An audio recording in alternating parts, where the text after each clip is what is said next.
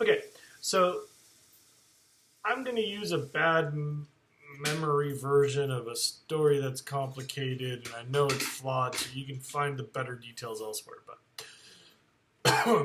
for the sake of conversation, imagine that somebody owns some land, it gets polluted somehow, and the land changes hands, and eventually the land is absorbed by the city or the state, and they sell it back to the school district, and somebody builds a school on that, and the kids go to school there, and eventually it comes out that those kids have been drinking water that's polluted by somebody who's long dead, whose company's long gone. Who's responsible?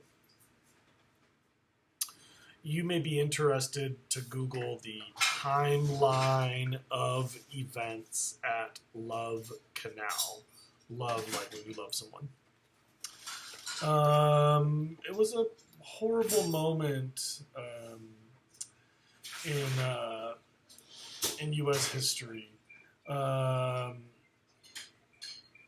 school was put on top of some nasty funk that was decades old, and nobody was responsible for that. Like the school that couldn't be responsible for the district. It turns out the pollution was really bad. All these kids got cancer, and it's like this horrible tragedy. Oh my God. People couldn't sell their homes. Like a community just collapsed because nobody wanted to go live there because the water was all funky. Like a union of concerned parents took hostages of like members of the EPA who came to visit the site.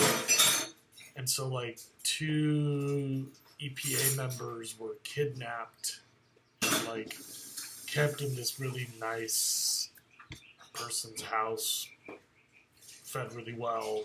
They loved the pie, but the point is that it was like a really crappy moment where nobody would take responsibility, and the state's like, dude, I can't be cleaning up all the trash that you find, and the Fed said the same thing. So eventually the United States passed this law that said, well, if you're one of the dirty industries, you got to chip in. We're going to make a tax on the dirtiest industries. And by the way, when we talk about the dirtiest industries, we usually talk about the 5 Ps. And I'll see if I can find this.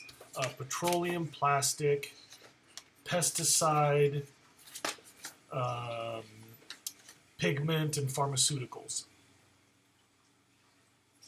Petroleum, plastics, pesticides, pigment like paint, and pharmaceutical. Those 5 are the dirtiest industries because they're large-scale chemistry, industrial chemistry. And so they make the majority of pollution. And so the Superfund was set up to tax industries like those. And like every time you made $1 million selling pigment, you had to give the federal government $1,000 or something, which the government could use to clean up unclaimed hazardous sites, places that are nobody's direct responsibility but hazardous to the public. And if you really want to be blown away, since you're sitting at a computer, you should get ready to pause and Google a map of Superfund sites.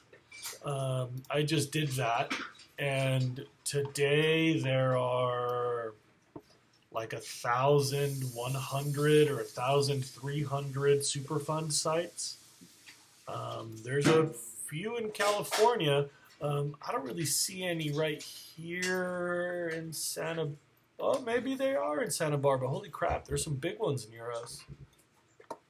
Whatever. You can go look at that. Superfund sites are land contaminated where nobody's responsible to clean it up. And so the federal government says, great, we'll just take all the usual suspects, we'll line them up, and we'll tax them. And then we got a pool of money. That's called the Superfund. It's a big-ass banking account, like $1 bazillion. And then when Toby finds some mystery pollution in my backyard and we can't figure out whose fault it is, we tell the government, like, yo, somebody has to clean this up and there's nobody responsible. The government's like, okay, fine, we'll grant you Superfund status, which means we put you on a list and then we'll use up some of this money that we got from the dirty industries. But I don't know if you'll understand this concept that you can't just tax people in case they do something bad. Because then they don't have an incentive to be clean. Right? Like, if you're a clean paint factory, why bother replacing the filters if you're already going to get taxed anyway? And, like, taxing everybody if they haven't done something wrong, like punishing them if they're not responsible, that's not a very democratic free economy either. So we had like a Superfund Act, put a bunch of money in the bank, and then we stopped the Superfund, and then we reauthorized it, and that added some money to the bank, and then somebody else came along and shut down the Superfund taxes, and so that bank account is just getting whittled down. But what's interesting is, as we get more and more picky about environmental quality, there are more and more Superfund sites showing up all over the United States, and there's less and less money to pay for them. So we find ourselves approaching this moment where we won't have money left for the remaining bazillion Superfund sites. So now we're kind of at triage. We're like, I don't know, we're gonna find the worst spot, clean up that one, and then see how much money we got left. And so there's a lot of debate now about whether we should be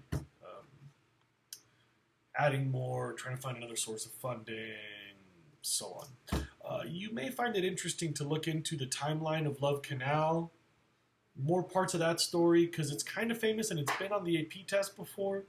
And you may find it interesting to look for a map of Superfund sites in the US or Superfund sites near me or whatever.